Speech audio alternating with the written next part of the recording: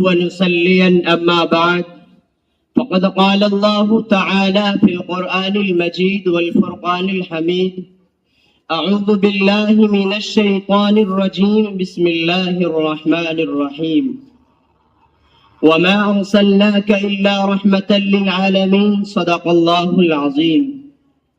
Respected chairman, scholars, parents and my dear friends, Assalamu alaikum wa rahmatullahi wa barakatuh.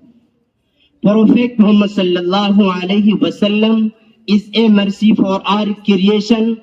I am very excited to get a chance to share a few words about Muhammad sallallahu alaihi wasallam and his great message to the world. Prophet Muhammad sallallahu alaihi wasallam is the best role model for our humankind. Muhammad sallallahu alaihi wasallam was the last messenger of Allah subhanahu wa ta'ala.